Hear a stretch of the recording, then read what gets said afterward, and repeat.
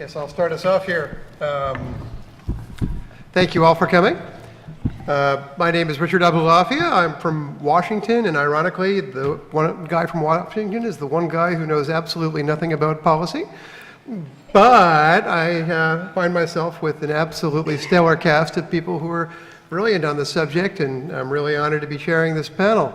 What I thought I'd do is just introduce them one at a time and then give them the opportunity to lead with some opening remarks or a presentation if they like.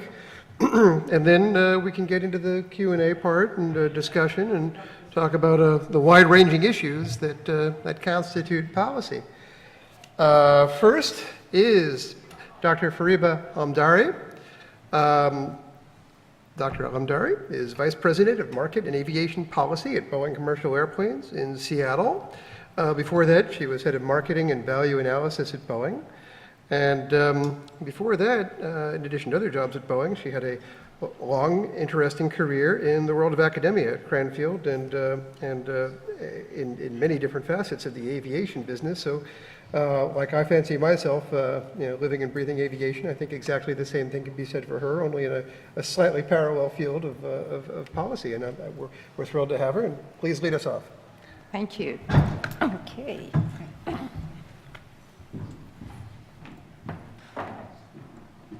Well, good afternoon. Thank you for taking time and come to this session. We were expecting only a few people, so this is great. So I have to confess that I came on Wednesday and I went to many sessions, and this is what I kind of heard, that this is a growing industry, it's a very cool industry, and we need to focus on certain areas to make sure that this industry stays vibrant, inspiring, reliable, sustainable, and efficient. So I have a few slides, and I'm going to remind you how cool this industry is, and how much it's growing, and which areas we need to focus on. Is that okay? I am glad it's okay, because I'm told you are captive here. Could you please shut that door? We don't want Chain to the lose doors. it today. Yeah, please. It's just one way. People can come in. Okay, so this is about the coolness. I think we need to remember, all of us who are in this industry need to remember these statistics. This is what we are all about.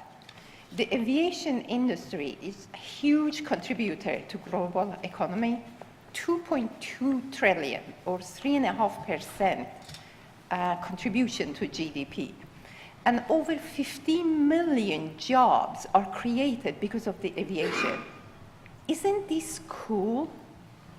3 billion passengers traveled this year, 3 billion. This is the population of China added to India. Huge numbers. And somebody in one of the sessions said, if we were a country, we would have been in G20. My suggestion is we need all of us to tattoo these numbers on our arms so that we can frequently talk about it. If you remember, if some of you came to some of the sessions, I remember actually, I think it was you or another gentleman who said, we need to talk in a simple language to people who are not necessarily aviation people, who understand what this industry is all about. And why do we need to make sure that people know that this industry is so cool? Because in some sessions, I'm sure we all heard, we need funding, we need talent, we need appropriate policies. So that's why, the recommendation about tattooing. Now, obviously, it's a complex industry. There are a lot of factors that affect our industry in positive and negative way. It has done in the past, and it's going to do it in the future. But despite all these issues, the recessions, wars, pandemics, this is the statistic that I don't think we can argue about. this industry been growing at an average rate of 5% in the past. Now the question is it going to grow in the future the same rate? We believe yes. Richard may argue about that, but now I have the podium, you don't.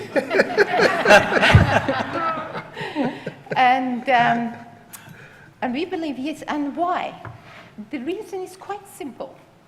Because people want to travel, because aviation is a foundation for trade, for tourism, for investment, and recently for labor mobility.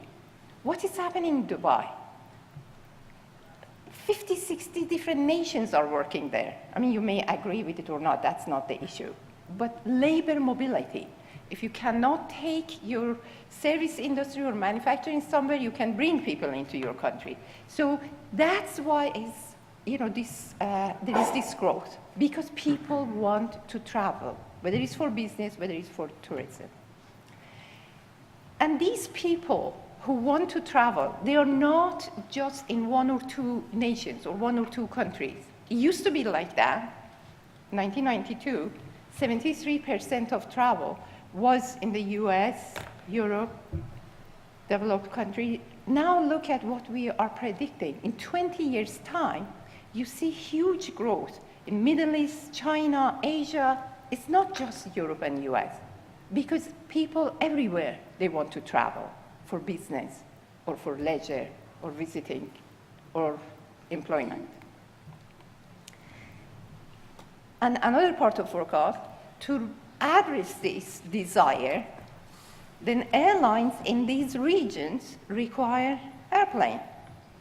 And again, you can see the distribution. The demand for airplane, 35,000 new airplanes required in the next 20 years to address that desire for travel in all those regions.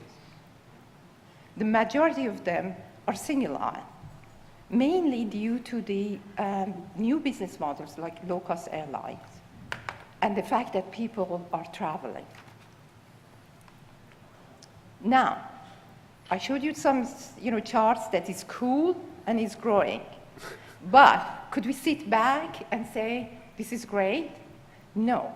We need to pay attention to various areas of policy that can have impact and potentially can create constraint. Again, if you attended some of the meetings, we heard about the role of government, investment and R&D, improving investment and talent in science and technology, supporting trade, aviation safety and security, infrastructure and environment. So these are the 6 buckets, but I'm sure there are more, but these are the 6 buckets that we believe we need to have appropriate proactive policy to make sure that that growth happens and that people can travel.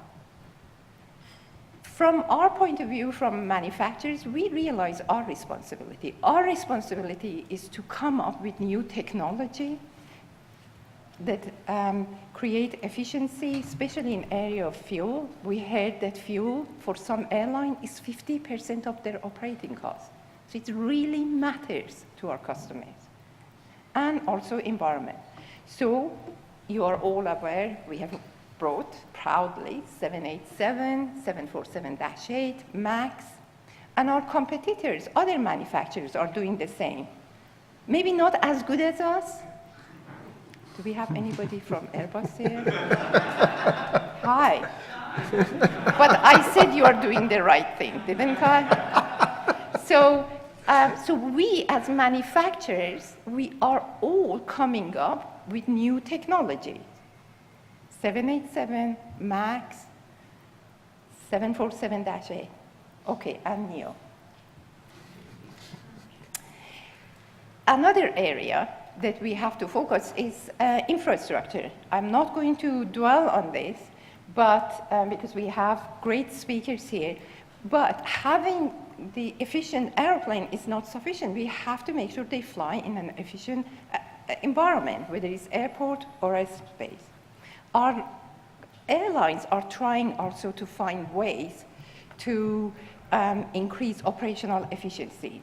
Now, many airlines increasingly adopting procedures that allow them to shorten the flight.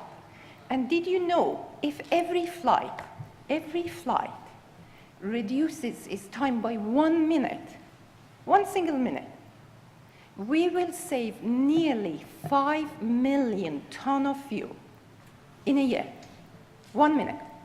So there are a lot of efficiencies that we can adopt beside airport development and air traffic management. Another area, very important, is environment. We have a goal. Those of you who attended the session yesterday, we have a goal that by 2050, we reduce CO2 emission by 50%. Excellent. But we need to have, as an industry, ICAO to represent us, and ATAG through ICAO, to come up with a single global standard for CO2. We cannot afford to have regional policies or by countries, and it has to be global. So one area that the industry has done really well so far is research in biofuel. Did you know that 150 commercial flight was operated with blended biofuel? There are so many countries that are interested in research. We are working with Chinese to look at the wasted cooking oil to see if we can turn that to biofuel. In Washington, we are looking at wasted wood. In Middle East, plants that they don't need water. There are a lot is happening, but can we stop? No. So far, a lot of research on biofuel. We have got certification to have biofuel as drop-in so that you don't need to change anything. It can behave like, normal jet fuel, but we have to make sure that we get it to commercialization. So there is plenty of them available at the right price. And I did something silly. Okay. Another issue, I have 2 more slides and then I stop, is making sure that we have a level playing field. We have to, as manufacturers, we want to make sure that everybody obey the same rules. So that's another policy areas. And last but not least is attracting talented people. We forecast over the next 20 years, we need 1 million additional pilots and technicians. Where are we going to get them from? So we need to invest in education to attract talented, and also we have to pay market rate. There is an expression that only monkeys work for peanuts. So if we want to have talented, we have to expect productivity, efficiency, but we have to pay market rate.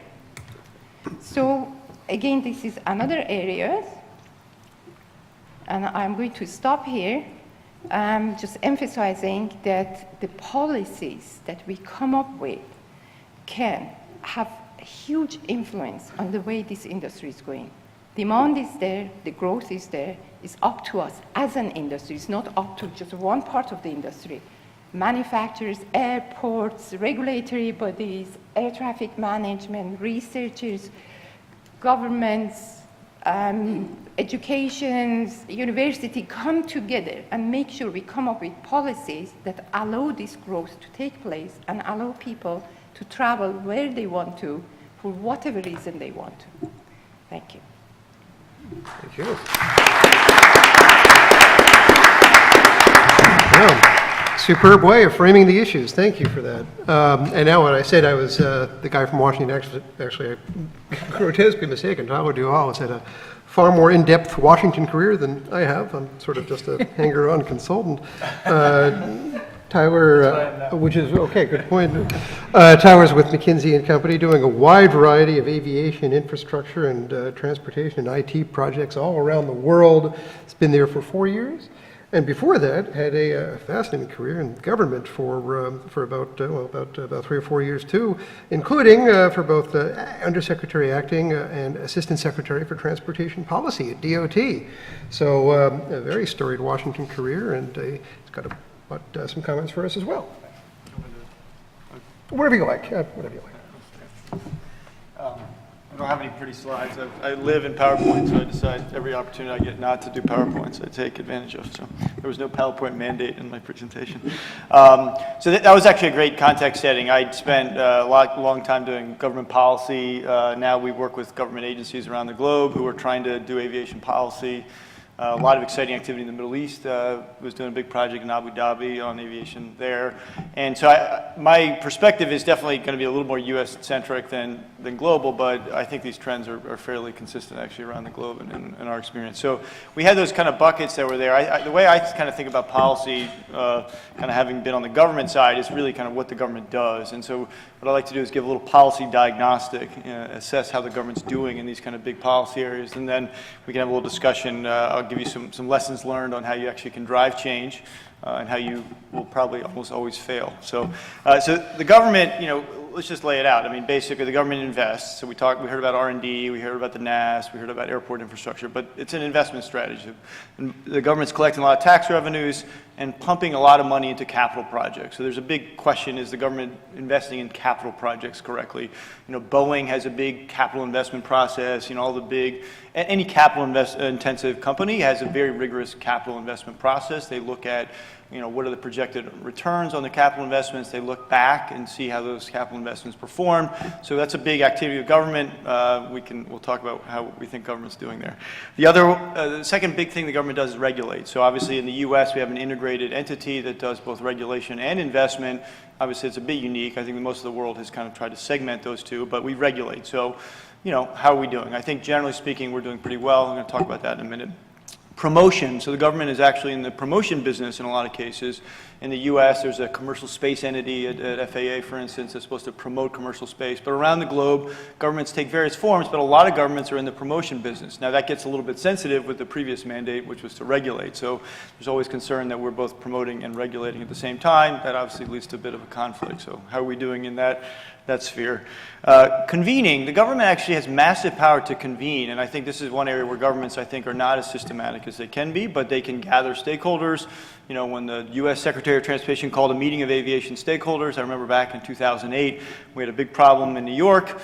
We ran a massive policy process to try to deal with congestion in New York. Everybody showed up. It wasn't like, oh my God, the U.S. DOT is running a process and no one's coming. We obviously had a lot of regulatory power and a lot of authority, but we had everybody in the industry show up. So we convened, we drove a conversation. That's a big piece of power. Soft power is what we would call it.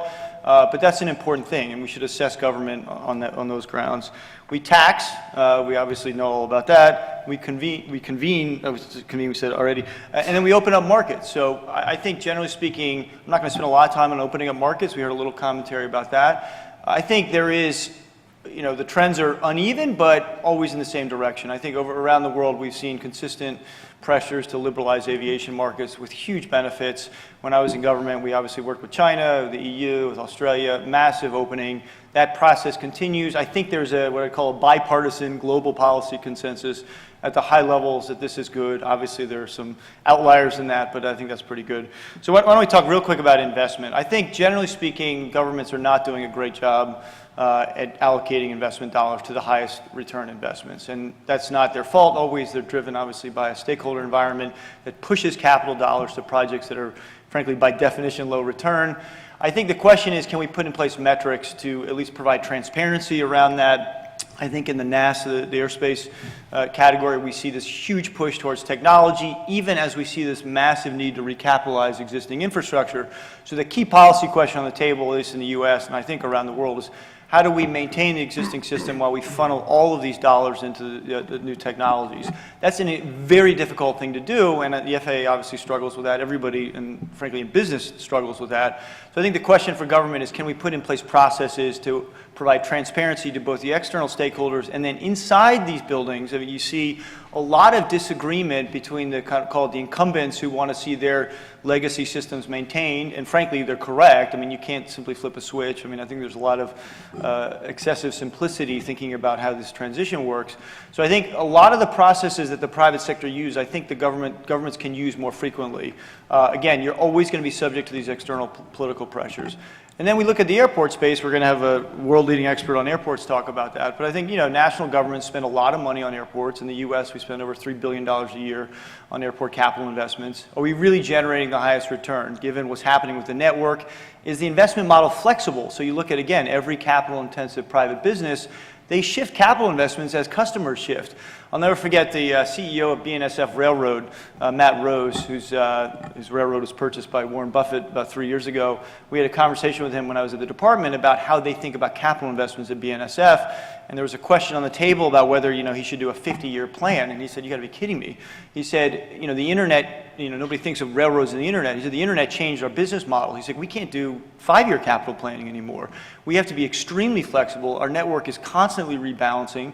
Coal, which was a great story in 2007, not such a great story today. If they had made huge capital investments based on that theory, they would have been dead wrong. And I think that's the big challenge that governments face. I think you have to have the combination of metrics and frankly, a disciplined process, but you also have to be flexible, and you have to be able to revisit these decisions frequently.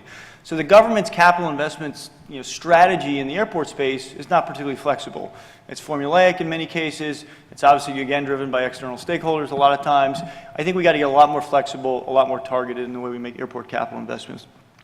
On the regulatory front, I think it's safe to say it's an amazingly successful story. I know there are obviously outlier events. There are obviously places in the world where it's highly risky. But I think the general trend, like in trade liberalization, is extremely positive. The question is, are we reaching a point where, call it the legacy data of previous, crashes and problems, kind of exhausted their useful life, that we're entering a new risk era, call it. And I think that's a big question. I know the FAA is grappling specifically with that question. I think it's a powerful question. I think the question is, can we harness this big data trend that everyone else in the world is using in various forms in the private sector and really allocate dollars on a risk basis? Again, huge challenge for government. You've got a legacy safety model. You've put on top of that a risk-based safety model. Can we kind of continue the trend of allocating safety resources based on highest risks? And, frankly, when they do that, I mean, when I was in government, we had lots of congressional questions about maintenance programs in other countries, even though they were basically, that was an efficient model, whether we use third parties around safety regulation. I think, generally speaking, government's doing a great job, but on the horizon, we have some major risks and major challenges that I think the government is going to have to grapple with. Let me just wrap up this half of it and go kind of the conclusion part around the taxing piece. I think in the U.S., certainly as compared to the rest of the world, we do not have a sustainable funding model for infrastructure, and everybody knows that. It's kind of the most frequently talked about conversation in Washington. We put out a bill, and I was there in 2006.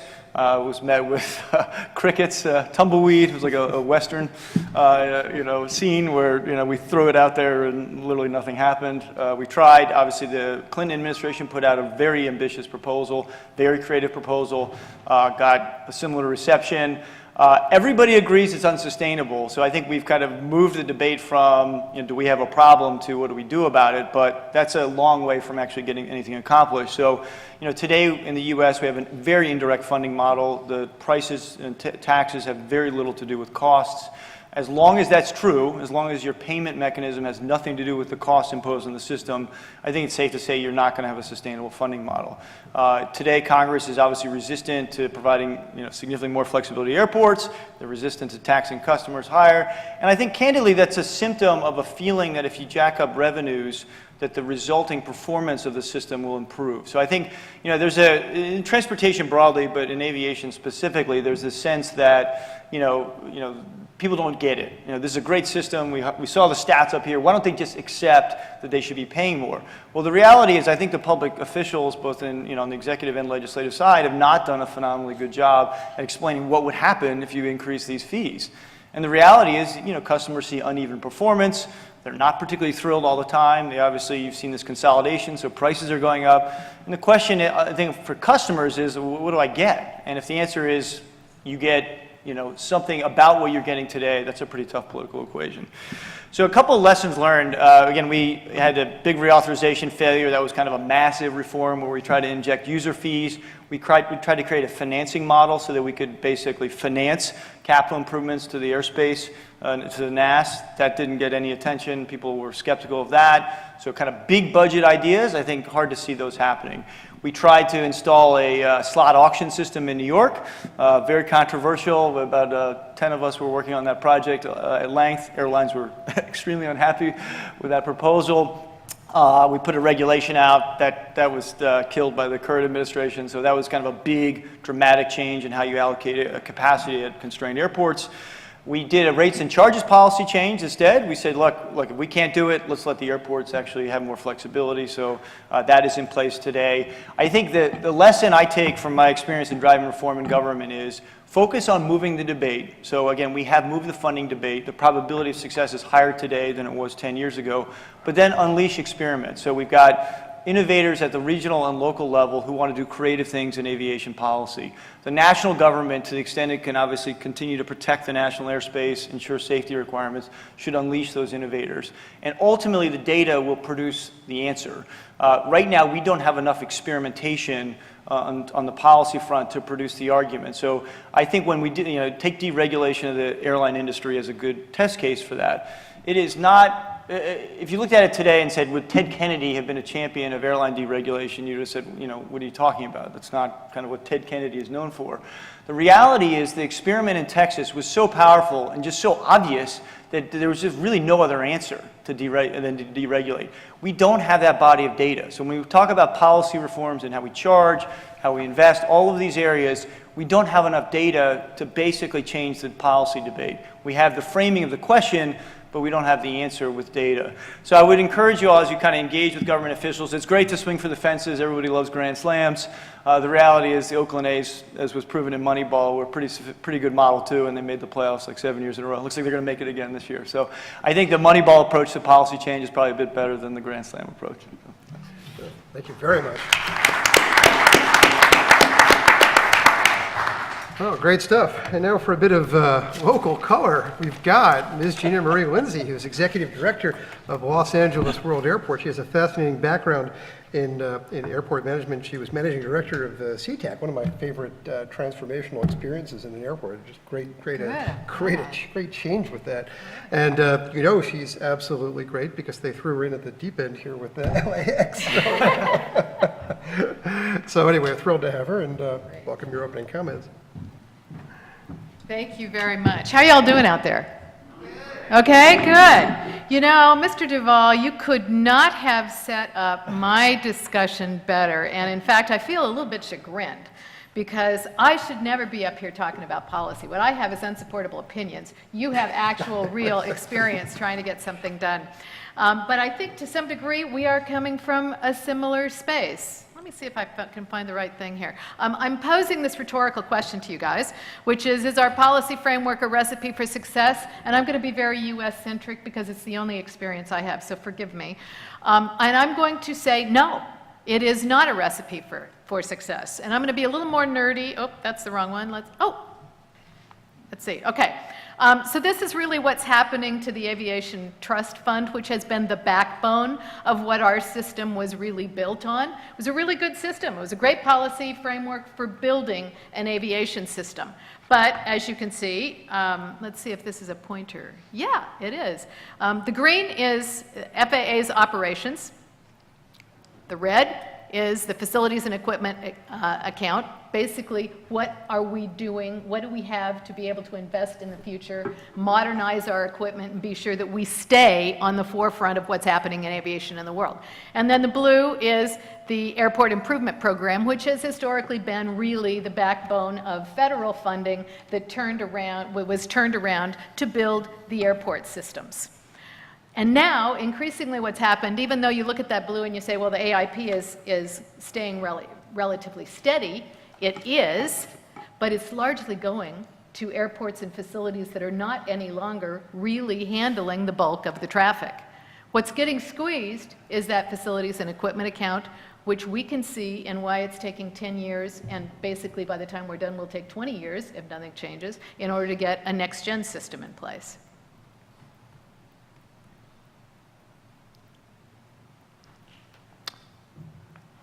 There we go. Clearly, I don't have to go through detail here. There was, the last couple of years were not stellar for our system. We actually shut down the aviation system, and I would have thought that never in my lifetime would that happen in the United States, but it did. The FAA reauthorization bill, I think, was not a particularly bold step. Didn't fix anything long-term for us, and then, of course, we all went through sequestration last year, and it looks like, unless there's a tremendous behavioral change on congressional parts, we'll be going through it again.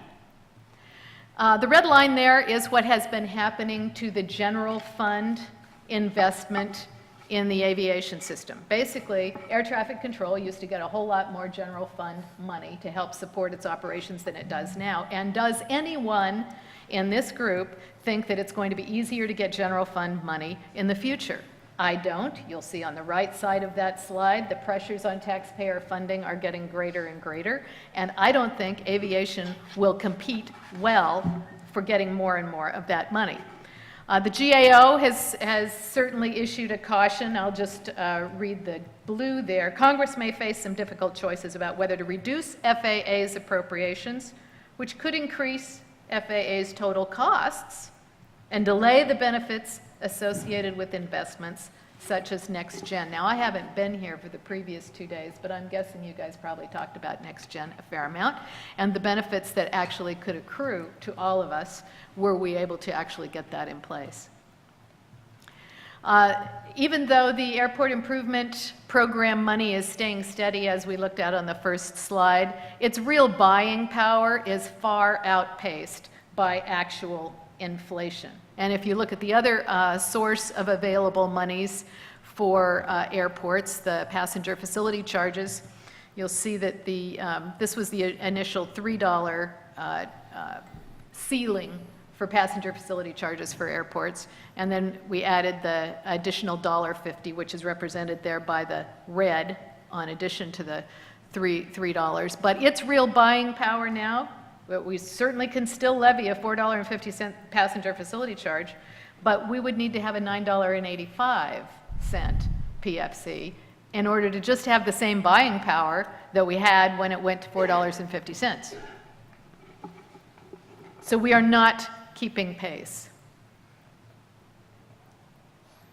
Bob Crandall, not anywhere I usually go for wonderful quotes, but I do have to say he really was quite sage in a National Journal article back in February of this year.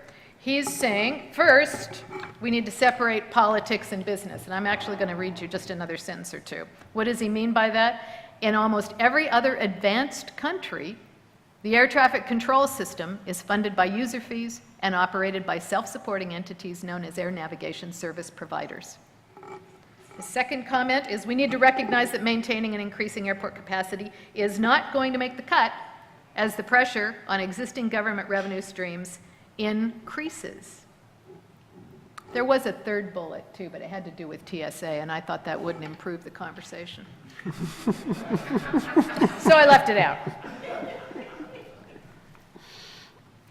Historically, at least since the 1990s, and one could argue back since the 70s, these were really the pillars of how we built our aviation system, and they aren't working anymore. We have to do something different. Now I'm going to transition just a little bit because I want to talk to you about the Management Advisory Council. It was statutorily set up to provide the FAA administrator general advice from kind of a cross-section of the industry. And you see over on the right there the folks that are currently on the Management Advisory Council, and yes, I am implicated in that group. But the point of putting it up here is that it is a fairly diverse cross-section of interests in the industry, including, by the way, labor. We've got NATCA at the table, and we've got the transportation workers at the table. And I point that out because it may surprise you, given historical positions, that we actually have unanimous agreement on a couple of things that probably 3 or 4 years ago, nobody would have ever guessed. We definitely accept and promote the fact that this current system is not sustainable. we will not be able to stay in the forefront of aviation innovation or investment in the future if we don't radically change something.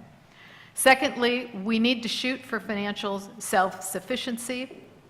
This is the really incendiary part. I think we ought to get off the general fund.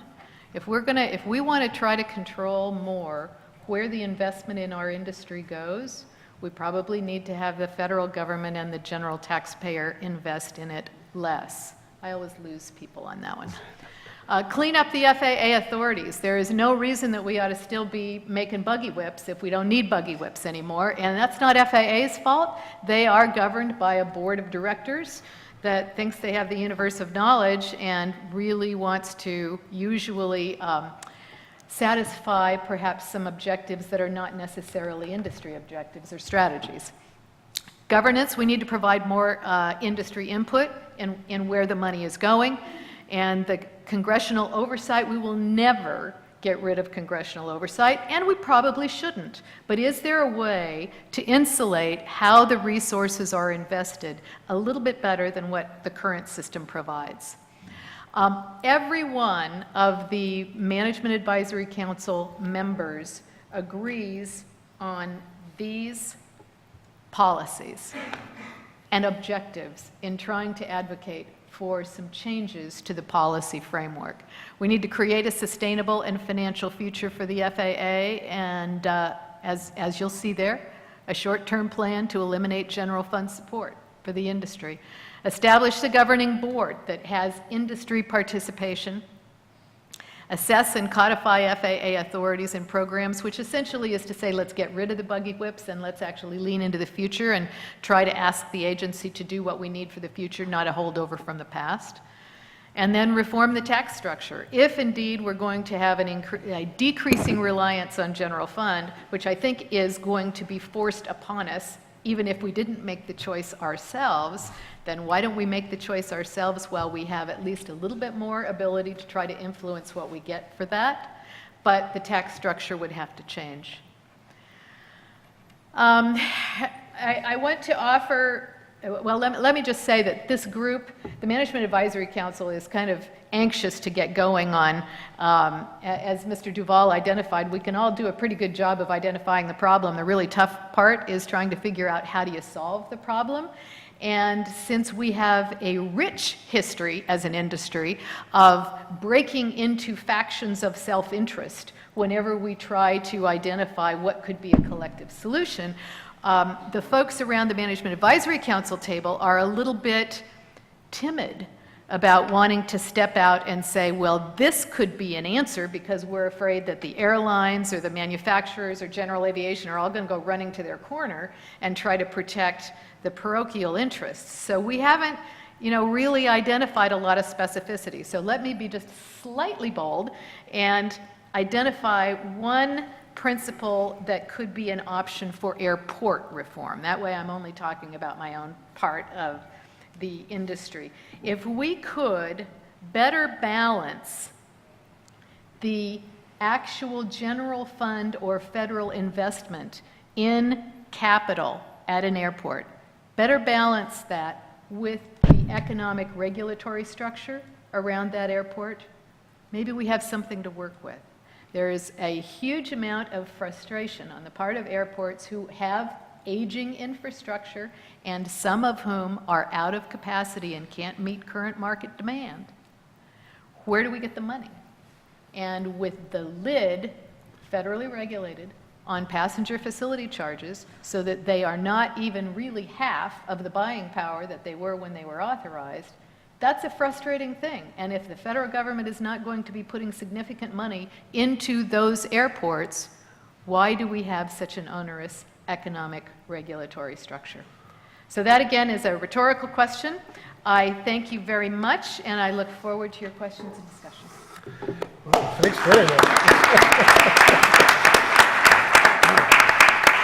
Fascinating stuff. I would like to now turn, last but not least, we're doing this in alphabetical order, to Mr. Paul Steele, who is here with one of his two hats, but he wears several.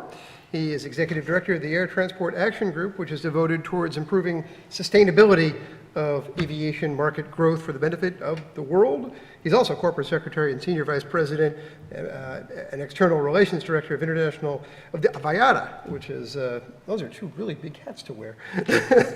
And before that, he was with WWF International, not World Wrestling Federation, but the guys who protect the pandas. You've seen the logo. He promised me he wouldn't say that. Yeah. No, not the pandas. No, I love WWF. Anyway, thanks for joining us, Paul. Thank you. Sure.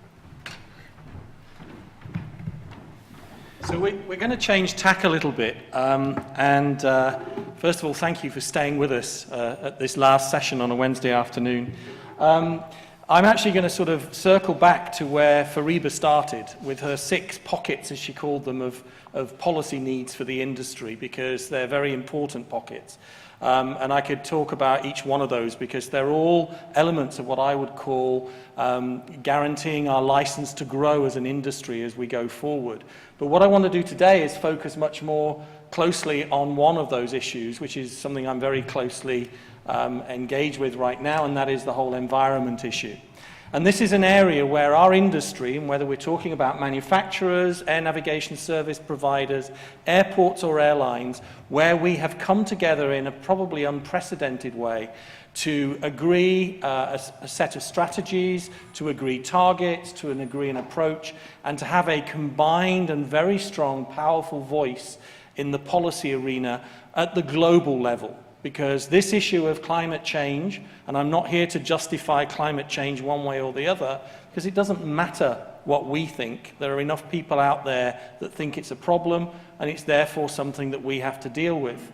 So what I want to talk about is, and Fariba showed you this slide a little bit, and it was me, Fariba, who said that if aviation was a country, we would be the 19th, and therefore we'd be a member of the G20. We play an enormous role in today's world economy. One of the key facts, apart from the jobs and the percentage of GDP, is that 35% of the world's trade by value travels by air. It's 0.5% by volume, but it's 35% by air. And we have an enormous role to play as well in the whole area of tourism, which is very often forgotten in terms of the connectivity. But let's not dwell on that because you've seen that slide. Let's dwell on the environmental responsibility that comes with that. Now, last year, we estimate that we produced about 689 million tons of CO2. And CO2 is the name of the game. It's the greenhouse gas that stays longest in the environment and the one that people are most concerned about. That is around 2% of the global man-made CO2 emissions. And again, for many years, our industry said, well, we're only 2%. So what's the problem? The problem is that there are many countries that are less than 2%, and they're having to deal with these issues. So we're not going to be let off the hook. We also said for a long time, hey, we've got a fantastic fuel efficiency track record, and that's true. We've improved our fuel efficiency by way over 70% since the dawn of the jet age in the 1960s. And we also enjoy a mode of transport that has one of the highest occupancy levels in the world. So we've got a lot of good things working for us. And in fact, all the work that we've done over the past decades has had a significant impact already, because if we look at our fuel efficiency improvements brought about by the efforts across the board, whether that's manufacturing or operations or infrastructure deployment and management, we have managed to significantly improve our fuel efficiency. The blue line at the bottom there is what our actual emissions have been. The dotted blue line is what our emissions would have been if we'd continued to operate our business with the same technology and in the same way that we did in 1990. So over that time frame, we've avoided about 4.1 billion tons of CO2. So as an industry, we've already demonstrated some pretty clear improvements in terms of where we're going. But as an industry, we recognize that that's not enough. On the island that I escaped from quite a while ago, about 5 years ago, the Bishop of London declared flying was a sin because of its environmental impact. So whether we here in the United States believe that this is an issue or not. There are parts of the world where this has become absolutely critical because people are looking at ways to reduce the demand for aviation as a way of approaching the environment issue, and that's not, I would argue, a pathway that we'd like to see continue. So our industry came together in an unprecedented way in 2009 and agreed these 3 global targets. And as far as I know, we are still the only global industry sector to have set ambitious targets at this level. And the first one of those is to improve fuel efficiency by a further 1.5% per annum between 2010 and 2020. Now that may not sound like a lot, but that's nearly another 17% fuel efficiency improvement on top of the 70 to nearly 80% that we've achieved up to now. From 2020, and this is probably the most challenging because 2020 is tomorrow, is we have committed to stabilize our emissions at the 2020 level and then bring them down to half the level that they were in 2005 by 2050. Now that is a tall order. But as I said, this is an area where the industry has come together in an unprecedented way, and there's activity going on across the board. We've adopted this, what we call 4-pillar strategy, and unlike Gina Marie's 4 pillars that have toppled, ours are still very much standing and in place and hopefully delivering. The first one of those is technology. We're a technology-driven industry, and technology can deliver many of the improvements in fuel efficiency and emissions reductions that we urgently need. And of course, one of the big areas here are alternative sustainable fuels, low-carbon fuels for aviation. The second pillar is operations, and here we're seeing airlines reducing weight on aircraft, lightweight cabin trolleys. There's even one airline that suggested you have to go to the bathroom before you're allowed on the plane. Anything to get weight off the aircraft to improve fuel efficiency, but also working collaboratively with airports and air navigation service providers on things like continuous descent approaches and clean airspeed departures. Anything that will take time out of the journey and reduce emissions as we go forward. The third area is infrastructure, and that's not just on the ground, but also in the air. And here in the US, everybody's preoccupied with next gen, but I can tell you across the Atlantic, we're even more preoccupied with the single European sky that's been talked about now for 4 decades, and it's about as close to reality as it was 4 decades ago. And if you think North America and Europe are bad enough as the established aviation market, due to the growth that's now happening in Asia Pacific, we're seeing the same trends appearing, and again, if there's a lack of policy there, taken action early, we're going to see similar problems to what we're seeing around the world. So the fourth pillar, and by no means the last one, it's the one I want to focus on today, is what we call market-based measures. And the reason we talk about this is because, as I said, regulators around the world are looking at ways to tax aviation, charge aviation for its pollution. And if this is done in a completely uncoordinated way, for a global industry like ours, it can turn into an absolute nightmare. We do need government support on the development of biofuels, alternative low-carbon fuels, and that's another key policy area where we've put forward very strong proposals as to what needed to be done. And there was a session on that yesterday afternoon, so I'm not going to dwell on that. And similarly on air traffic management, apart from trying to get next-gen implemented and apart from really hoping that we can get 46 air traffic management zones in Europe down to 8, it certainly won't happen in my lifetime. I've given up hope. But anyway, if we can try and do that, there are many other things where we can optimize the air traffic management system to deliver. So this slide shows you, it's a schematic slide, but the red line is what would happen if we continue to grow our emissions, if we continue to operate our industry in the same way that we do today. We have an automatic decoupling of emissions growth from traffic growth. Traffic is going to grow at 5% per annum, as Fariba said, and we have a track record of our emissions growth only being around 3% per annum.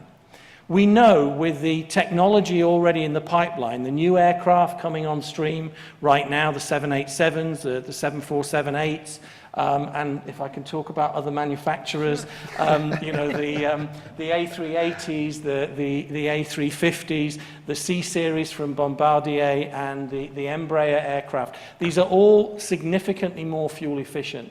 We know from the operational measures that are already being rolled out around the world that we'll get more benefit from that. And we know that with the infrastructure improvements that are moving ahead, that there will be some benefits from that. But the big gap is, oh, this pointer's now, is it working? No.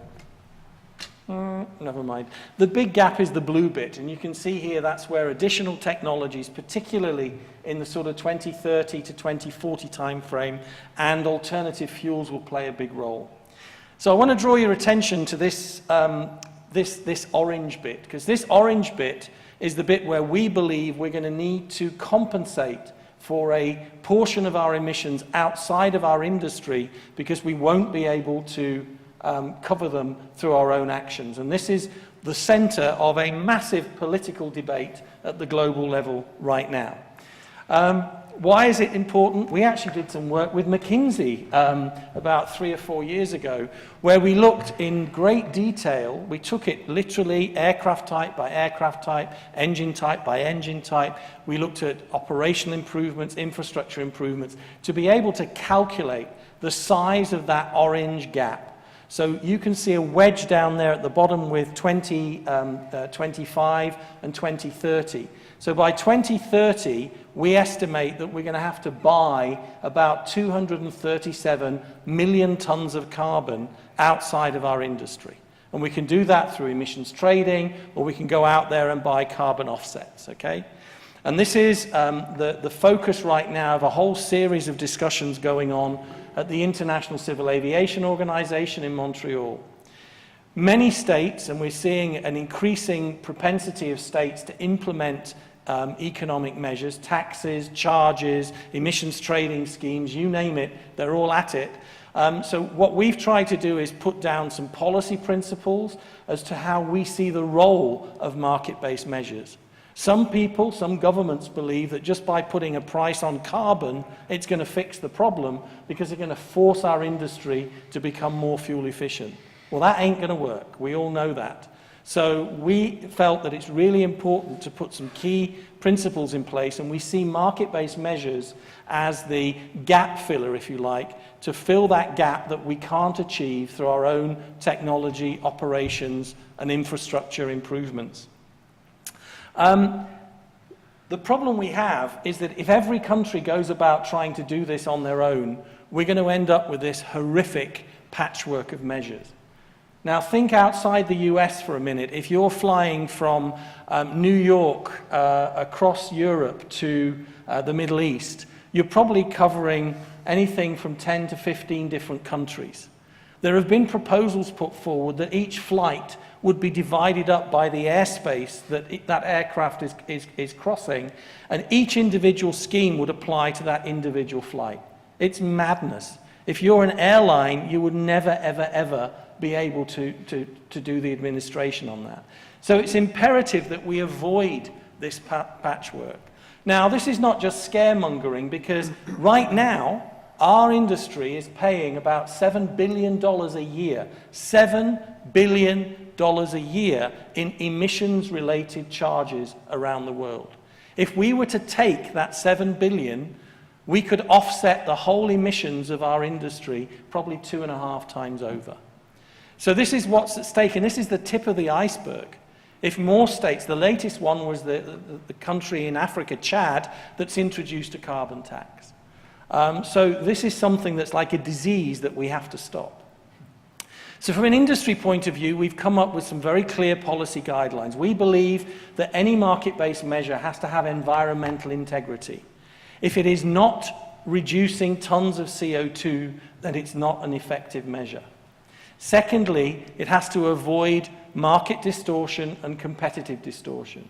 It can't be applied to, differently to operators on the same routes, And if different countries apply different levels of charges, then you're going to find pathways around that, and you're going to end up distorting the whole market structure of the aviation industry. And then finally, it's got to be easy to administer. Avoiding some of those crazy ideas that I talked about before, but it's got to be equally applicable to general aviation, small operators, so that they don't have unnecessary burdens. So we as an industry are putting forward a proposal, and the International Civil Aviation Organization has been looking at 3 global schemes for a market-based measure. And we have been putting forward a proposal, and in fact, there are a couple of copies on the front seat here, but we've pulled together this across the industry, and this is a really good example of how when we as an industry get our act together, we can throw rocks at glass windows instead of handfuls of sand, and hopefully at the end of the day we'll break through. So all the eyes right now are on the International Civil Aviation Organization. This is the body that brings 192 countries together, signatories to the Chicago Convention.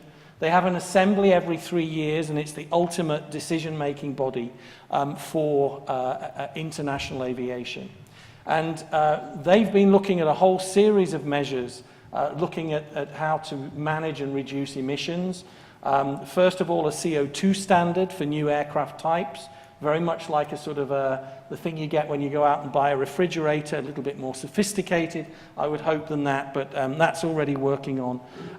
Emissions reduction goals. We as an industry were ahead of the regulatory game by putting our goals on the table. They've become the focal point for the government's discussions around the world, and we've done the same thing now with our proposals on market-based measures. So watch this space, because in about a month's time, these 192 countries will come together in Montreal for 2 weeks. It's going to be a bean feast, it's going to be lots of late nights, it's going to be lots of tough negotiations, but we as an industry have a lot at stake here, and we're putting a huge amount of effort into trying to get a solution which is an aviation solution to a climate problem rather than a climate solution to an aviation problem. So thank you very much, and I'll pass you back. Thank you. Thank you. Well, we're 4 for 4 with stellar presentations and dynamic speakers, and I can't take credit for any of it. Thank you very much to the good people from AIAA for assembling this remarkable cast. Nevertheless, I can harness the value of their collective genius by asking the first question before I turn it over to the audience. Great stuff. I guess I'm sort of, there are so many issues, the 6 buckets, Fariba, that you refer to, as well as other buckets and pillars and whatever metaphor. There's so much to policy. One sort of recurring theme that seems to focus in my head is the whole shift towards more of a market-based approach to policy and convincing policymakers to give up, not to use overheated rhetoric, but the dead hand of the state or what have you. Fariba, obviously you're with industry, so you're right on board with that, waiting for Tower. You spoke a bit about the need for slot allocation reform and efforts to experiment in that direction. Gina Marie, of course, you had some great comments about getting away from the sort of fixed payment FAA stuff and towards more passenger facility charges levied by the actual provider themselves, which seems to make enormous sense to me. And of course, a great section from Paul on market-based measures. I guess my big question for the audience is, hey, are we seeing linear progress here? Are we moving more steadily towards a policy-making environment that harnesses a greater cooperation with markets and industry and government, or our government's just not getting the message? Where are we in the spectrum? Feel free to start, any one of you. Well, let me make one comment, because I think there was something in Gina Marie's presentation that really resonated with me as well, and that was there's a delicate balance here between moving regulation towards more market-driven forces and governments getting more and more involved in the business, the day-to-day business of how our industry runs. And that's a very, very delicate line. And if I put my other hat on, my IATA hat on for a moment, and I look at the propensity of governments around the world to try to regulate the way that airlines operate their aircraft, how they, things like passenger rights, how they have to deal with passengers, all of these things, there is an increasing appetite on behalf of governments to sort of, get into the commercial elements of the industry. And that, for me, is a big danger that we need to be aware of. And I criticize ourselves, and when I say ourselves, I'm talking about the airline industry here, to a certain extent, because in many, many cases, we are very short-term focused. For an industry that makes huge capital investments, long-term capital investments, many airlines operate on a day-to-day cash basis. They've had to do that to survive. And that brings this sort of challenge that we have in terms of how do we lift our sights on the policy view, because many, many times I've seen airlines not recognize that something's coming down the path towards them. It hits them, and then we don't want that. So we're known as the no industry, okay?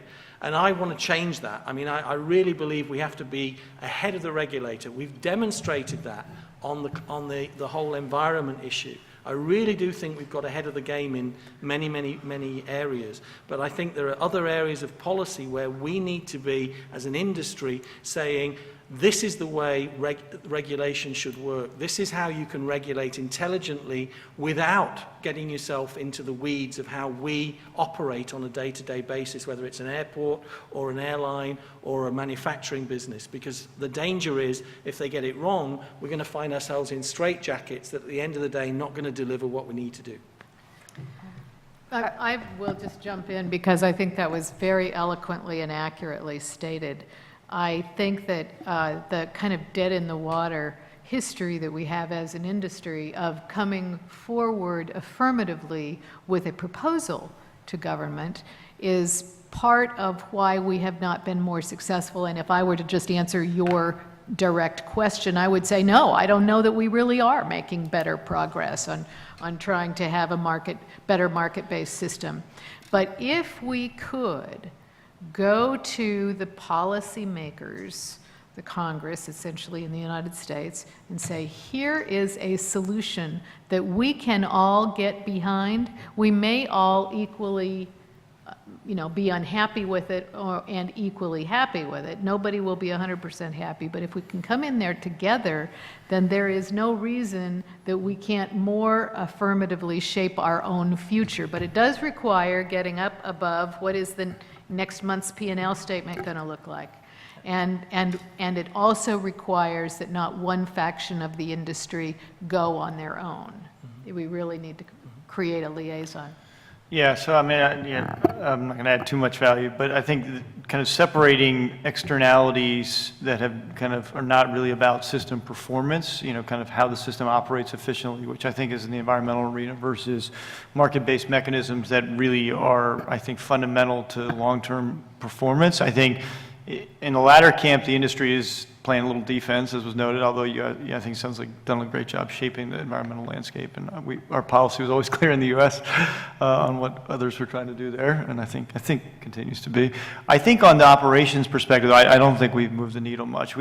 So in 2007, we approached the Port Authority of New York, New Jersey, with this emerging crisis in New York. We had not yet formally capped JFK. Newark was still not capped.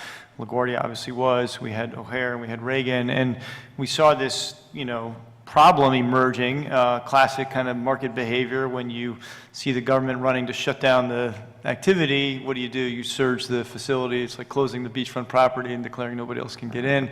Delta and JetBlue were surging those airports at the time.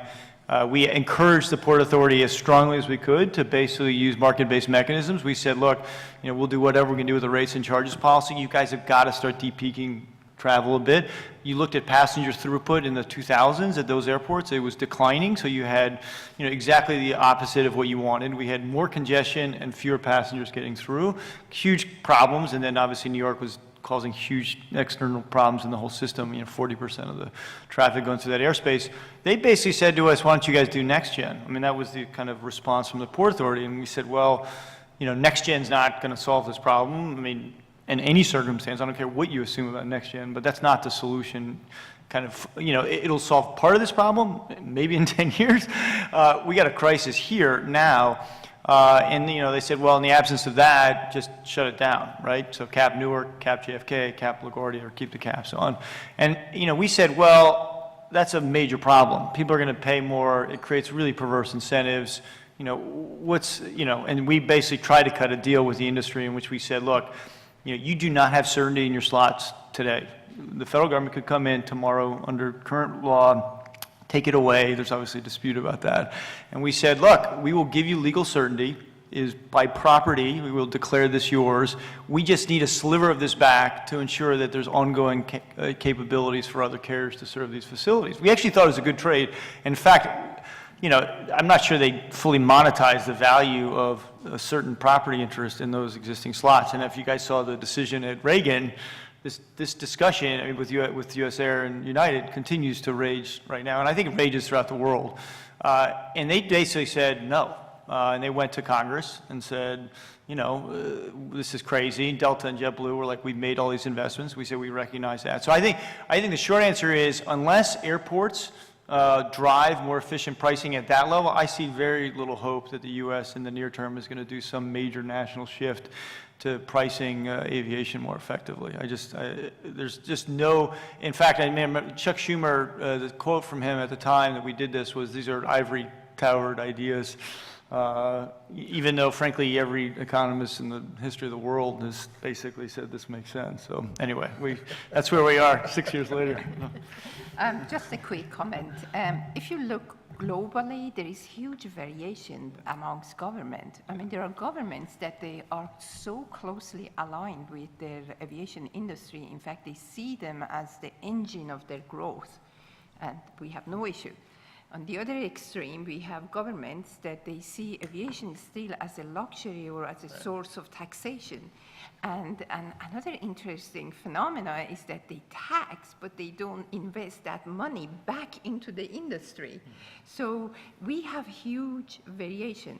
But I think we as an industry can do something about it. I mean, in conferences like this, we all agree with one another. I don't think anybody here is saying, oh, we don't want to grow, or we should tax aviation.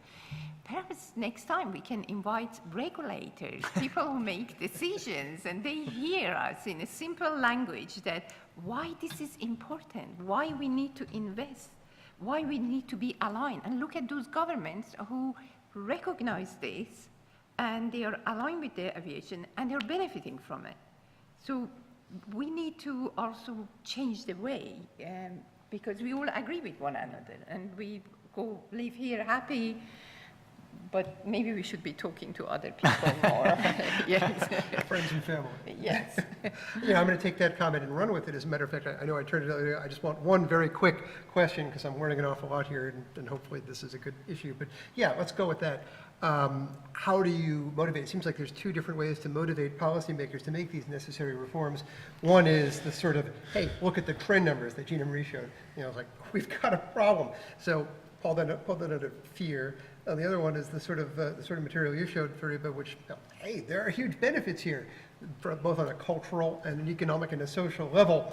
So very quick answers, because I do want to turn it over to the audience, but ratio of fear to inspiration in approaching policymakers, and why?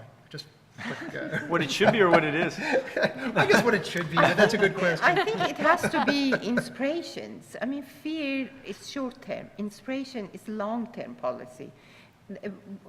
It's just we have to make them realize that what aviation is doing exactly what you want. Grow your economy, create more jobs, all these issues that are right in front of us.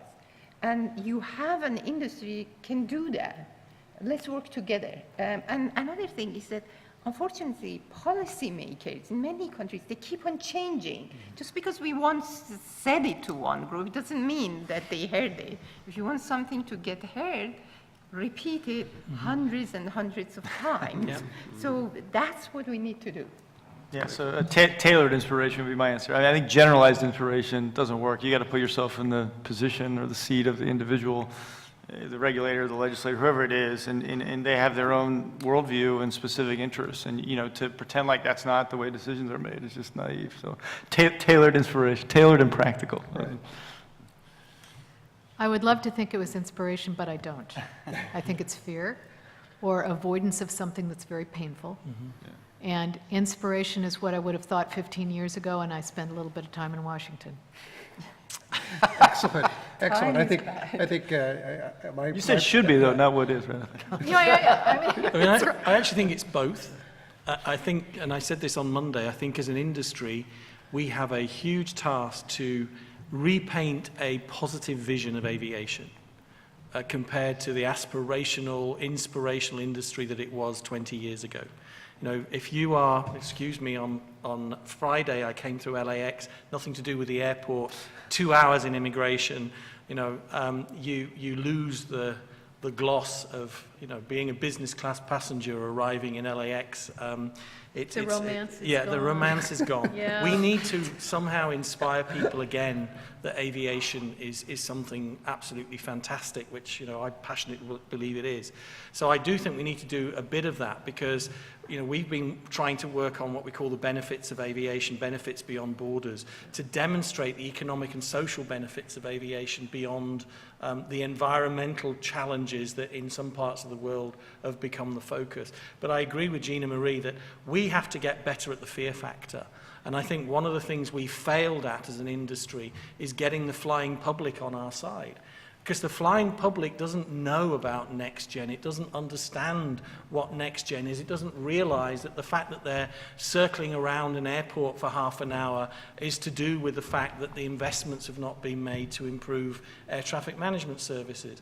And somehow we've got to start getting those messages across, turn up the fear factor, and actually get regulators realizing that they need to take action, because if we're not careful, you know, the worst case scenario, the whole system grinds to a halt, and that's not going to help anybody. And they'll be the first ones to clamour. And the problem we have in Europe is when that happens, they say, airlines, it's your fault. Yeah, exactly. We had a volcano that shut down the airspace for 10 days, and the airlines had to compensate everybody for that.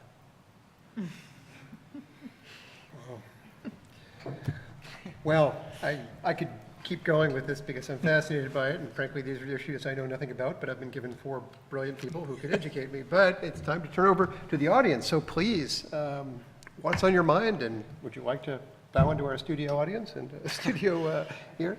Yes, Jim. Maybe we're just well, maybe a microphone wouldn't be a bad thing. I'd like to follow up just on the theme that actually several of you have touched on, and if you go back to Monday, we've heard repeatedly through almost all of the sessions. And the issue really centers around the fact that aviation was inspirational 30, 40, 50 years ago. Aerospace was inspirational. We had a mission. You know, I grew up in the age where it was a space race, and it drew people to the industry. We have lost that discourse, and in fact, I think Charlie Bolden this morning said we no longer have this discourse with the public to understand the benefits and the importance of aviation to the community. And so the challenge I'd like to ask the question is, how do we pick an issue as an industry where we can all align to it and start to generate that discourse and the interest and the passion that will sway the public to start to put pressure on the lawmakers to address the issue? I mean, today people look at aviation and what do they think of? TSA. And it's not a pleasant thought. You know, the romance is gone, as Gina Marie said. So how do we deal with that issue of we all go to our corners and then we prefer to fight? How do we get ourselves aligned? And I mean, that was, when you look at the theme of this whole conference, it was to build to this point. How do we bring ourselves together? And what are we going to bring ourselves together on? Well, I'll jump in and tell you, I guess, what I've been hoping and what, since I'm the person here that represents the Management Advisory Council, what the Management Advisory Council has been hoping. But before I tell you, I must preface it with one of my favorite sayings, which is that optimists are usually wrong. Pessimists are usually right, but no great change was ever brought about by a pessimist.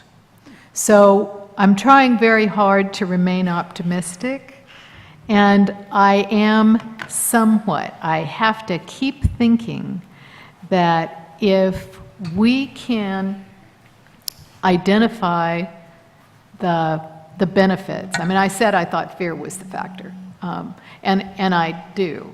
And I think that we should have a couple of strategies. I think we should talk about the positives, but I will also ask you, how many times have you all been to a Chamber of Commerce speech where you heard somebody give you a bunch of statistics about what the economic benefit was, and, you know, did you even make it through the chicken?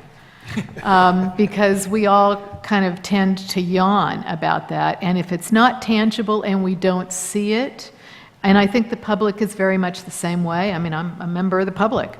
And if it's not something that we really understand, if it's more ethereal, it's very hard to try to get people to think in an abstract way. And a lot of this policy stuff is pretty abstract. So I guess I kind of think it needs to be a combination of some of the really unfortunate things that we've experienced over the last couple of years. I mean, where you didn't have air traffic controllers in the tower, that's when the sequestration thing got changed. It's when people were waiting in airports and airlines sitting in a fuselage. So I think if we could collectively craft a strategy that uses both of those things, that's where we have to start. Yeah, I mean, I think defining the reform in a way that the political arena can absorb it. I think the problem with the national level debates that are really big is it immediately goes to the public choice problem, where you've got obviously a discrete number of impacted entities and a very diffuse group of beneficiaries. And so the whole theory of changing government to kind of do pilots and experiments is you basically then can fight you can have a beneficiary against a beneficiary. I mean, not to be too Machiavellian about it, but you need to have an equation in the political arena with leadership being the spark. I mean, I think I would never underestimate the power of leaders to frame questions and drive them. I mean, aviation's got some great leaders now. I'm good friends with Michael Huerta. He's, I think, a really powerful leader, could be. So I think, identifying those leaders, arming them with specific proposals, and then, frankly, again, not fighting the fights you can't win. I mean, the other thing is, I think the industry fights fights that it just can't win. I mean, pick your spots. Yeah, I mean, I would just add to that I think as an industry we need to come together and we need to agree what are the sort of the 3 or 4 max key issues that we need collectively to drive with common purpose, common vision, and common strategies, and build into that, as Gina said, the positive and the negative, the carrot and the stick, because otherwise we're not going to break through. You're absolutely right that it has to be very simple. We have to find out what are the leveraging policy changes and focus only on those. Yeah. What says, and I put 6 buckets there. So. Yeah, or you did. Yes, those were 6 good buckets. That reminds me of a song there. There's a hole in my bucket, dear Liza, but we won't go there, right?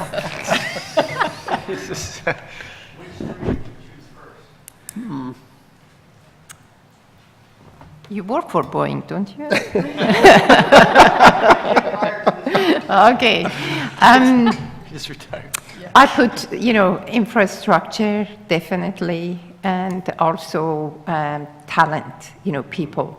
We need people, we need infrastructure, and obviously environment is important. I mean, they're all, it's like Sophie's Choice, choose between your kids, but have you watched the film? No, okay. But it's difficult. I mean, 6 of them are important, but I put the 3 because you asked for 3. Thank you. I'm not asking you to kill any, just, we're talking about just prioritization. Kidding. I just wanted to exaggerate so you remember. We said we have to exaggerate, threats. And I think all of your priorities are fairly ecumenical, which of course is key in achieving the goal of uniting rather than dividing all the various interests. Absolutely. And the notion of working together. I mean, there are issues that we are working with other OEMs. I mean, okay, maybe in the market we compete, but there are issues that as an industry we need to come together. With our friends Airbus, we are working on some issues in those buckets, environment, infrastructure. We just have to put those things aside, work together strongly, and win. Mm-hmm. The other practical reason, by the way, to have those specific ideas is when you get these external events. So take the volcano or the fuel going to $148, or some pricing because the industry is consolidating. Because I mean, when there starts to become the outrage, you want to be there with an idea, frankly, to answer it, because it's going to come. I mean, there will be a moment in the next 5 years where people are really unhappy about something that has to do with the performance of the system. You want to be able to capitalize on that, not be playing defense. And so you got to have those ideas in the debate beforehand. Absolutely. Sensible responses all around. Yes, sir. Next question, if you'd.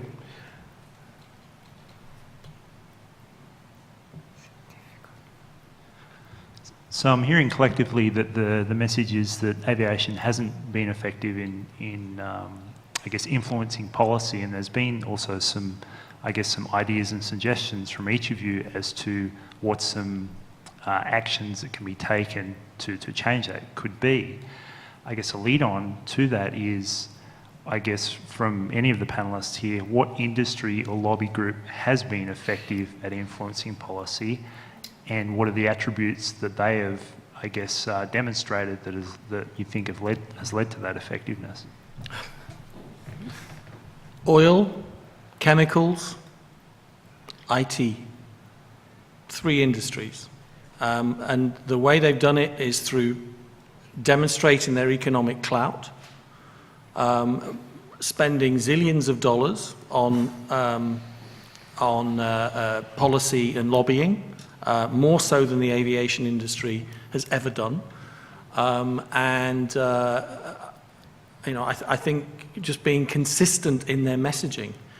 A very good example, I mean, if I put my old panda hat on, as opposed to my wrestling hat, which I refuse to accept, if I put my panda hat on, about 10 years ago, there was a new regulation in Europe called the REACH regulation, which is all about regulating chemicals, and it was massively opposed by the chemicals industry to begin with. I think it was the American, I don't know what it's called now, but there's like an American grouping of chemicals companies, spent $50 million on a lobbying campaign in Brussels in order to try and change that regulation. Right? If we're lucky, we spend about $1.50 on things like that. And so it is about, constantly being with the regulators and demonstrating what you're doing, and not waiting until there's a problem. We tend to sort of be, I think, as an industry, good citizens. We're a bit subservient in the way that we've accepted regulation, and I think we need to think about that, not changing that, not in an aggressive way, in a sort of a militant way in any way, but I think we need to make our case and state it more positively than we've done up to now. I'm sorry. Please go ahead. I agree with that. I think money is hugely key, and frankly, I think money is becoming more and more important. And I also think the message, you said this before, the message has to be very simple and concrete, and we have to be extremely disciplined about not deviating from whatever that message is. And we have a long ways to go because we haven't even crafted the message. We haven't agreed on what our leveraging policy issues are, and then we haven't crafted a message around those, and then put together a really smart and, dare I say, ruthless strategy through which we might be able to achieve our goal.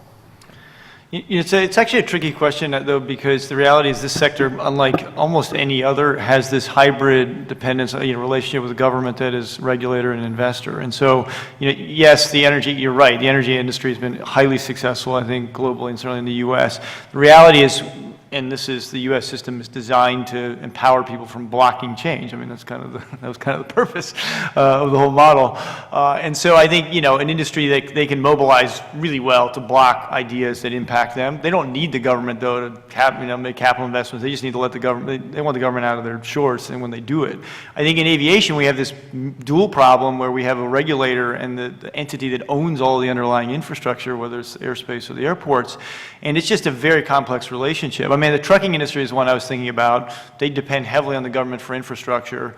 The different, and they've been very successful, I think, on the regulatory front, with the hours of service, maybe a slight exception, but I think generally speaking, the trucking industry has actually been very successful. But they are, by definition, a grassroots industry. So there's 600,000 trucking companies in the United States. So I think the real question for me is whether you can mobilize the kind of the grassroots nature of aviation in a much more powerful political way. That's why GA is so effective. I mean, the general aviation industry is highly effective as an industry group. And they're, the NRA is highly effective. They got a lot of members, and they get those members extremely activated. What the industry doesn't have is a highly motivated passenger group, in my sense. Yeah, I think that's right. Just very quickly, I see this like a campaign, but it needs to be a concentrated campaign. Sometimes we recognize the issue, and then what do? Let's have a committee, okay?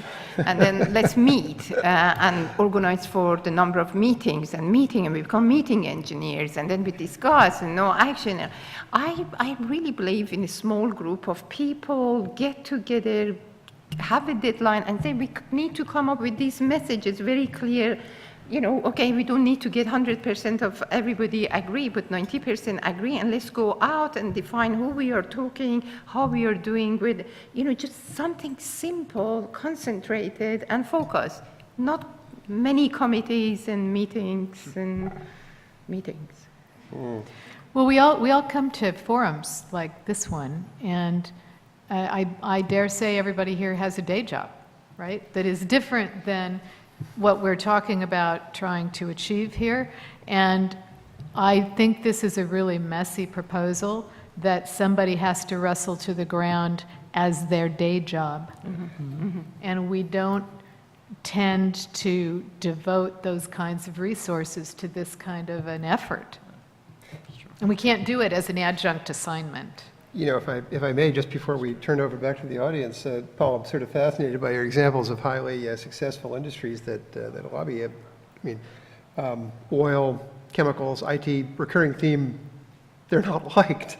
And maybe one of the problems is that we've got these illusions that people see us as inspirational, and they really don't anymore. There's more and more bishops of London who think of us as sinful in some way. So there's sort of this broader, I mean, the IT and chemicals and oil guys, they start with the assumption, people hate us. It's accepted.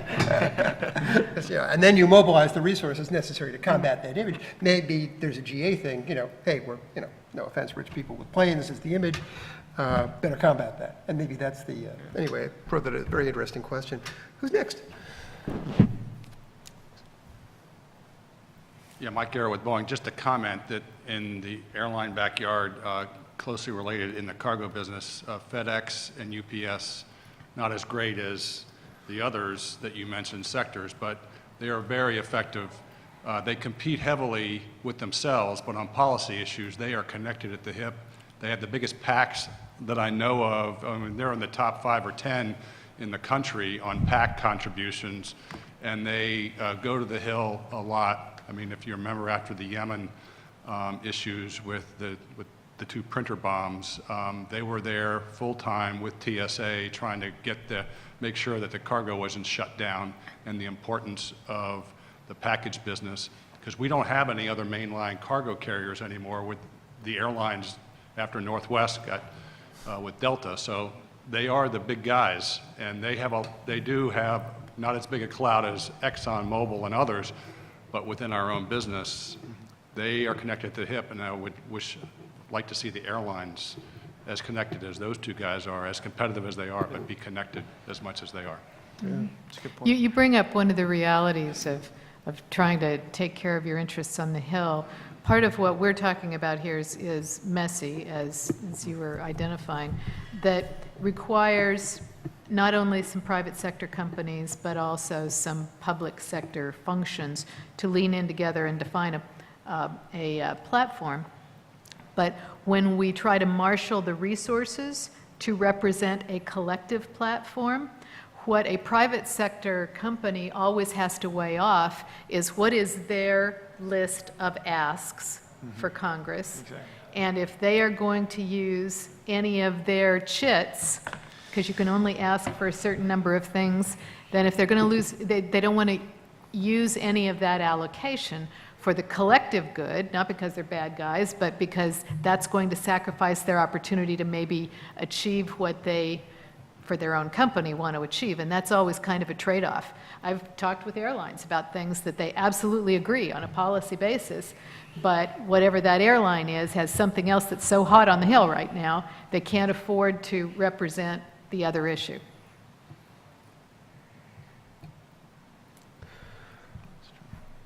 Right. More questions from the audience, perhaps? Is everybody eager for the paper airplane contest for the open bar? 5:30. Can we poll the audience about the optimism, pessimism question? I mean, That's a good point. It's a really interesting discussion there. All the industries or the entities that you talked about that are successful at doing this face an existential crisis. NRA faces an existential crisis. If there's gun control, the oil industry, if they become truly hated, yeah. they as industries have something to focus on. So the site of the gallows. They marshal their resources because they feel the fear. You've all been talking about making the regulator feel the fear. Yeah. What's missing is us feeling the fear that focuses our mind on what we want to go and ask for. We've got to create the fear internally so we focus our thinking and then we focus our resources on getting what we want to stay in existence. Because that's all the ones you mentioned there all face potentially an existential crisis if they don't manage that process. The site of the gallows focuses the mind. True or false? Well, and general aviation, in response to the major funding reform proposals in the last 15 years, mobilized extremely quickly and effectively. I mean, you can't propose sweeping reform of funding in aviation, which has huge ramifications of what we're talking about, without GA sitting there right in the middle of the conversation. And they know it. I mean, that's the And Harrison what did they Ford. mobilize over? Yeah, Fear. yeah, exactly. Fear. Yeah. And I mean, I gave the example of the patchwork. I mean, that is what mobilized the airline community in IATA at our AGM in June to pass a resolution supporting a single global mechanism, market-based mechanism, which will cost the airlines money. It's the first time in my experience that I've known the airlines actually vote for something that's going to cost them money. But they've recognized that if we don't have a harmonized approach to this, the danger is it's going to cost them a multiple of anything that we could even dream of. Mm-hmm. So that was the galvanizing factor that brought everybody together. This is actually one of the problems, with the industry, with travel demand, like in the U.S., flatlining a bit. I mean, I do think, this point about system, kind of the congestion, the delays. I mean, that's the stuff the passengers, feel the pinch on the most. That's not translating right now. I mean, there's not this feeling that we got a huge problem coming. And I think that's painting a picture about what's going to happen under the current approach in 2 years, 4 years. Frankly, with visuals, one of the most powerful things I ever saw a company do was an engineering company that painted a picture of the the viaduct project in Seattle, which they did a simulation with real video of an earthquake hitting Seattle and showing what was going to happen to the existing facility. And you can speak to this probably as well as anybody, but they took it out to the community, and I do think it had people were like, oh, like this actually is a reasonably high probability if we don't do something about this that we're going to have a big problem here. And you got to use new techniques. The other thing is using social media. I mean, there's just got to be a lot more sophisticated techniques to interact with people. We could have used the volcano in Europe much better than what we did. Because for 10 days, people could not travel. What does that mean? The businesses, the meeting, the funeral, the wedding, holidays, so many things stopped. And we should have taken that and say, how about this if happens, not what is the cause of it, but if it happens elsewhere, do you know what is going to happen? And all we heard about was how are the airlines going to compensate the passengers? That was all we heard about from the regulators. That's all they were concerned about. Yeah. We actually did some economic analysis after that and found out that one of the biggest impacts was actually on farmers in Kenya. There was a $60 million hit on the revenues of farmers, poor farmers in Kenya who fly their produce every day from Kenya to Europe. And that trade stopped overnight, and their flowers and their produce and everything else was rotting in the fields, and they had to lay off, I think it was about 1 million workers altogether, and an overall economic impact of about $60 million. Nobody talks about that. Exactly. Nobody talks about that's the impact of aviation when it goes wrong. Yes, It was and a the classic individual example. stories that, you had to be somewhere and what it costed you, jobs. And so, yeah. You guys remember the New York City brownout a few years back? I mean, that produced calls for nationwide energy reform. One single incident in New York City. But I'd like to emphasize, because I know you're going to stop that, in addition to talking to ourselves, we need to figure out a way to talk to the regulators and policymakers more often in a more open environment. Yeah. That's I crucial. think we need to invite the regulators in. They should Very be often sitting we here. go to the regulator, or we're invited to consultations or something like that. I think we need to really think about how can we craft events, maybe like this, where there is a component that's all about the link to regulation, so that people can see what the industry's doing, and then we can have the dialogue, a constructive dialogue about what we need to do. Because very often, by the time we're called up to Congress or to the European Commission or whatever, we're on the back foot. We're there justifying ourselves as opposed to influencing and actually demonstrating what we can do. And sometimes we go and speak in a language, I'm sure you said it, that nobody understands, or they find it difficult to digest. Again, learning how we can talk in areas that we can focus, that they get it. And remember, again, as I said, if we said it once or twice, it doesn't mean that they've got it for various reasons. They have so many things on their mind, and also they keep on changing. Regulator, policymaker, they keep on changing. They go and do different things. Good point, all. And basically, sort of tie it all together, what makes the good people good is they have a small number of players, oil, chemicals, whatever, but let's remove that. That's not us. The others, however, recognize we have an image problem. Bishop of London, Graham, as you said it, motivated by fear. It's important to have that certain element of self-preservation, absolutely. And most, as you were just saying, talk directly to the regulators rather than simply come up with plans, but actually go directly to them. And no matter how mercurial they are, many interesting possible action items. More questions from the audience before we adjourn? Well, with that, I'd like you to all give a big round of applause to our excellent panel members. Thank you.